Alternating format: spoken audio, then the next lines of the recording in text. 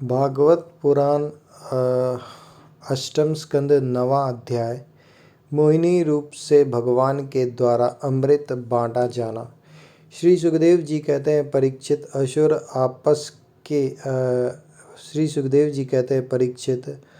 असुर आपस के सद्भाव और प्रेम को छोड़कर एक दूसरे की निंदा कर रहे थे और डाकू की तरह एक दूसरे के हाथ से अमृत का कलश छीन रहे थे। इसी बीच में उन्होंने देखा कि एक बड़ी सुंदरी स्त्री उनकी ओर चली आ रही है।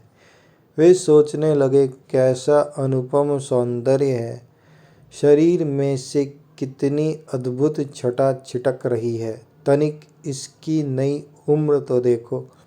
बस अब वे आपस की लाग डांट भूल कर उसके पास दौड़ गए। उन लोगों ने काम मोहित होकर उससे पूछा, कमल नयनी, तुम कौन हो, कहाँ से आ रही हो, क्या करना चाहती हो? सुंदरी, तुम किसकी कन्या हो? तुम्हें देखकर हमारे मन में खलबली मच गई है। हम समझते हैं कि अब तक देवता, दैत्य, सिद्ध, गंधर्व, चारण और लोकपालों ने भी तुम्हें स्पर्श तक न किया होगा, फिर मनुष्य तो तुम्हें कैसे छू पाते? सुंदरी, अवश्य ही विधाता ने दया करके शरीरधारियों की संपूर्ण इंद्रियों एवं मन को तृप्त करने के लिए तुम्हें यहाँ भेजा है। मानिनी, वैसे हम लोग एक ही जाति के हैं, फिर भी हम सब एक ही वस्तु चाह रहे हैं, इसलिए हममें टाह और वैर की गांठ पड़ गई है। सुंदरी, तुम हमारा झगड़ा मिटा दो। हम सभी कश्यप जी के पुत्र होने के नाते सगे भाई हैं। हम लोगों ने अमृत के लिए बड़ा पुरुषार्थ किया है। तुम न्याय के अनुसार निष्पक्ष भाव से इसे बांट दो, जिससे फिर हम लोगों में किसी प्रकार का झगड़ा न हो। असुरों ने जब इस प्रकार प्रार्थना की, तब लीला से स्त्री वेश धारण करने वाले भगवान ने तनिक हंसकर और तिरछी चितवन से उनकी ओर देखते हुए कहा। श्री भगवान ने कहा, आप लोग महर्षि कश्यप के पुत्र हैं और मैं हूँ कुलटा। आप लोग मुझ पर न्याय का भार क्यों डाल रहे हैं? विवेकी पुरुष स्वेच्छाचारिणी स्त्रियों का कभी विश्वास नहीं करते। दैत्यों, कुत्ते और व्यभिचारिणी स्त्रियों की मित्रता स्थायी नहीं होती। वे दोनों ही सदा नए नए शिकार ढूंढा करते हैं। श्री सुखदेव जी कहते हैं परीक्षित, मोहिनी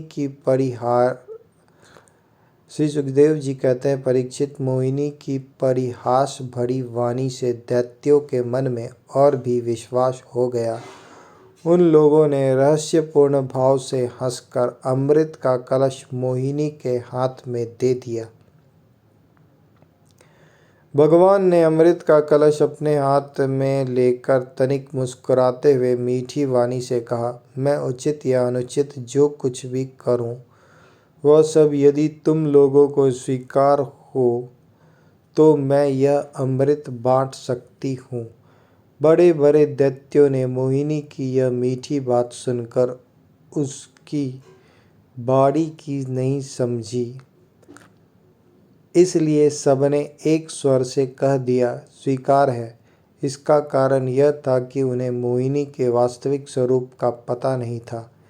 इसके बाद एक दिन का उपवास करके सबने स्नान किया, भविष्य से अग्नि में हवन किया, गौ, ब्राह्मण और समस्त प्राणियों को घास, चारा, अन्न, धनादि का यथा योग्य दान दिया और ब्राह्मणों से स्वस्त्ययन कराया। अपनी अपनी रुचि के अनुसार सबने नए नए वस्त्र धारण किए और इसके बाद सुंदर सुंदर आभूषण धारण करके सब के सब उन कुशासनों पर बैठ गए जिनका अगला हिस्सा पूर्व की ओर था। जब देवता और दैत्य दोनों ही धूप से सुगंधित मालाओं और दीपकों से सजे सजाए भव्य भवन में पूर्व की ओर मुख करके बैठ गए, तब हाथ में अमृत का कलश लेकर मोहिनी सभा मंडप में आई। वह एक बड़ी सुंदर साड़ी पहने हुई थी। नितंबों के भार के कारण वह धीरे धीरे चल रही थी। आंखें मद से विहल हो रही थी। कलश के समान स्तन और गज शावक की सूंड के समान जंघाएं थीं। उसके स्वर्ण नुपुर अपनी झंकार से सभा भवन को मुखरित कर रहे थे।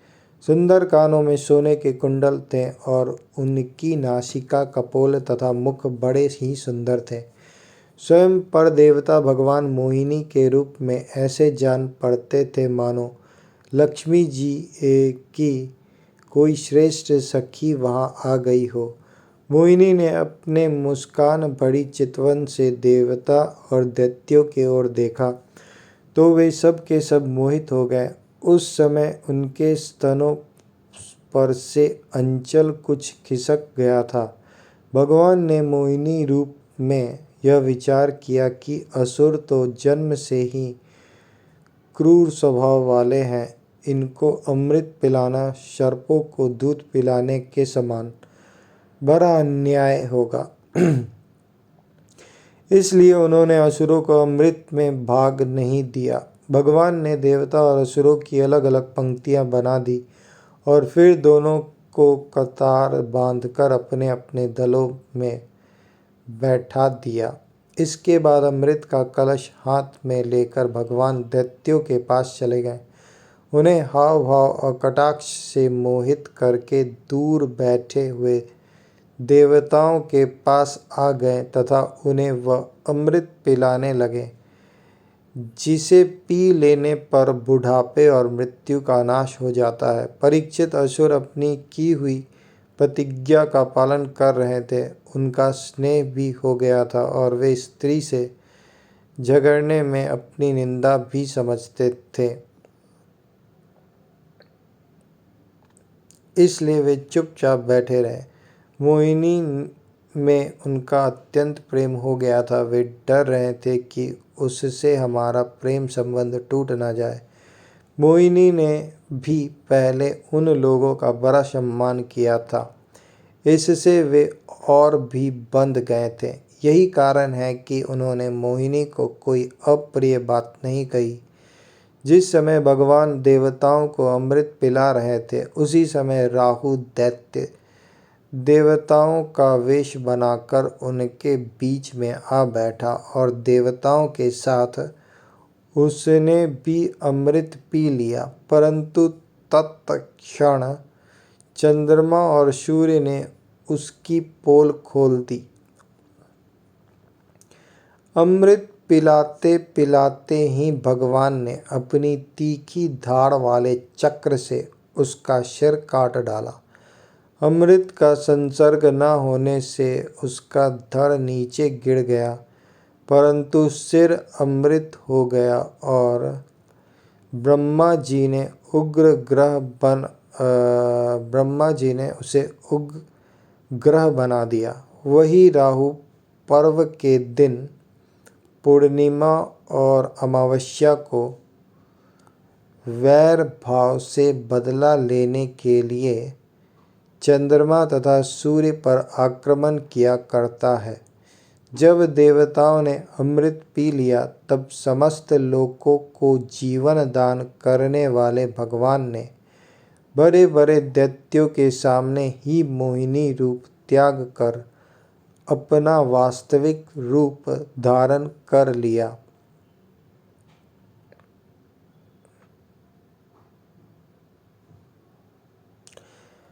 परीक्षित, देखो, देवता और दैत्य दोनों ने ही एक समय एक स्थान पर एक प्रयोजन तथा एक वस्तु के लिए एक विचार से एक ही कर्म किया था, परंतु फल में बड़ा भेद हो गया।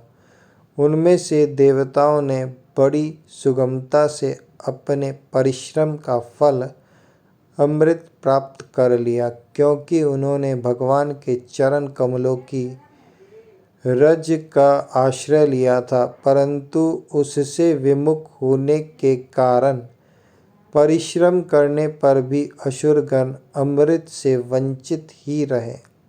मनुष्य अपने प्राण, धन, कर्म, मन और वाणी आदि से शरीर एवं पुत्र आदि के लिए जो कुछ करता है वह व्यर्थ ही होता है, क्योंकि उसके मूल में भेद बुद्धि बनी रहती है।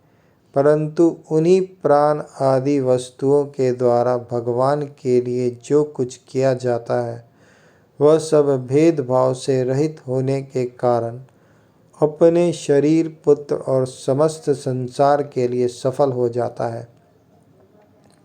जैसे वृक्ष की जड़ में पानी देने से उसका तना, टहनियाँ और पत्ते सब के सब सिंच जाते हैं, वैसे ही भगवान के लिए कर्म करने से वे सब के लिए हो जाते हैं।